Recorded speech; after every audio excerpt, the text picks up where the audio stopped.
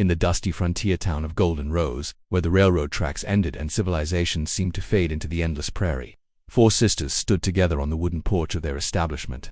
The year was 1887, and the Everhart sisters, Margaret, Elizabeth, Catherine, and Anne, had built what appeared to be the most respectable boarding house for ladies in 3 counties. Their sepia-toned photograph, taken by the town's only photographer, shows them in their finest dresses, hair perfectly arranged in the fashion of the day.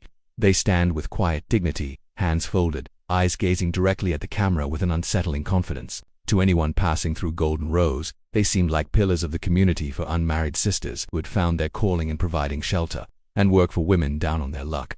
But beneath the carefully maintained facade of respectability lay one of the most horrific crime sprees in American frontier history. The Golden Rose house. The sisters had arrived in Golden Rose in 1882, purchasing a large 2-story building on the edge of town with money they claimed was an inheritance from their deceased father. They painted it a welcoming yellow, planted rose bushes along the front, and hung a sign that read Golden Rose House, respectable accommodations for ladies. The timing seemed perfect. The railroad brought a steady stream of travelers, and many women found themselves stranded with nowhere to go and no means of support. The Everhart sisters offered what appeared to be salvation: a clean bed, warm meals, and the promise of honest work. Margaret, the eldest at 32, handled the business affairs with a sharp mind for numbers. Elizabeth, 2 years younger, managed the household with military precision. Catherine, 28, served as the house's charm, greeting guests with genuine warmth that put even the most suspicious visitors at ease. Anne, the youngest at 26, worked quietly in the background, her keen eyes missing nothing. For the first year, everything seemed legitimate. Women would arrive, stay for a few weeks or months, and then move on to other towns or return to family back east. The sisters even attended church regularly, contributed to local charities, and hosted social gatherings that were considered the height of sophistication in their small community. The first disappearance began with a woman named Sarah Whitman, a widow from Kansas City whose husband had died in a mining accident. She arrived at Golden Rose House in the winter of 1883, carrying only a small carpet bag and the promise of a new start. The sisters welcomed her warmly, as they did all their guests. Sarah was different from their usual visitors. She had education, refinement, and most importantly, she had money, a substantial insurance settlement that she carried in a money belt around her waist. She spoke of traveling to California to start a new life, but winter had trapped her in Golden Rose until the spring thaw. The sisters doted on Sarah, treating her like family. They shared meals, evening conversations by the fire, and long walks through the town. Sarah began to trust them completely, even confiding about her money and her plans for the future. Then, one morning in March, Sarah simply wasn't there when concerned neighbors asked. Sisters explained that Sarah had received an urgent telegram and left suddenly for California. They seemed genuinely saddened by her abrupt departure. The story satisfied most people, but a few noticed that Sarah had left behind all her belongings, including a locket with her husband's photograph that she never removed. The pattern emerges over the following months. The pattern repeated with disturbing regularity.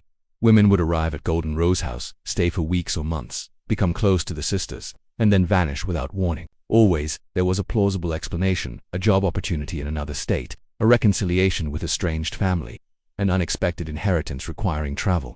The sisters had a gift for crafting believable stories, and their genuine grief at each departure convinced even the most skeptical townspeople. They would hold small memorial services, sharing fond memories of their departed guests and expressing hope for their future happiness.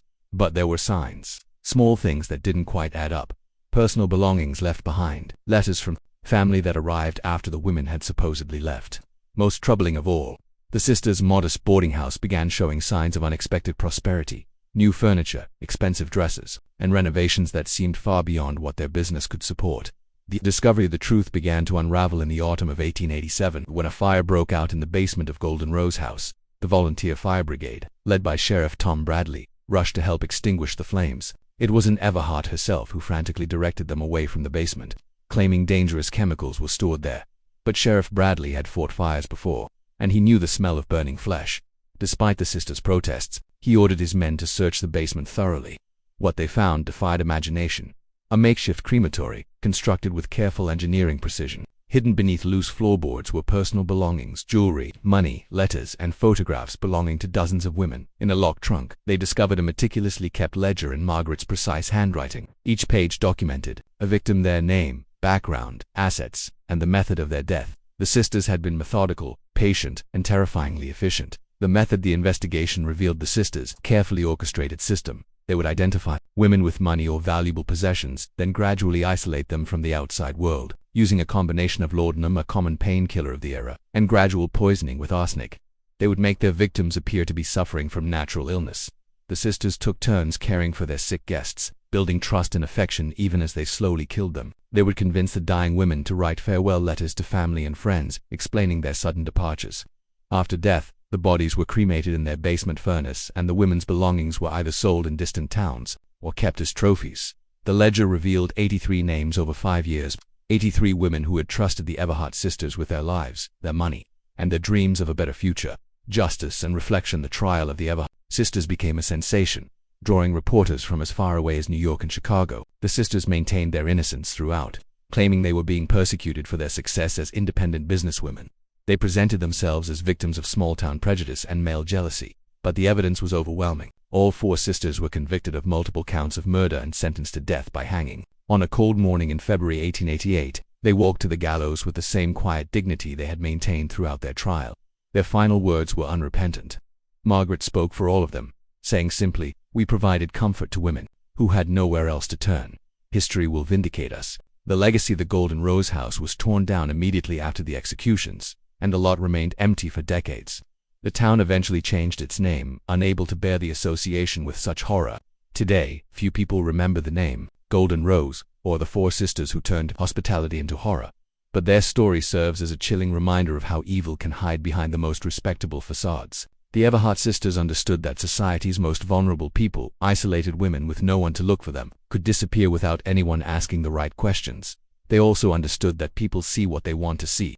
A community that needed to believe in the goodness of 4 charitable sisters was willing to overlook small inconsistencies and troubling coincidences on their sepia photograph. The 4 sisters stand together, forever frozen in their moment of apparent respectability. Their eyes hold secrets that died with them, but their story lives on as a testament to the darkness that can lurk in the most unexpected places, and the importance of asking difficult questions when vulnerable people begin to disappear. The Golden Rose may have withered and died, but the thorns of their legacy remain sharp enough to wound anyone who dares to forget.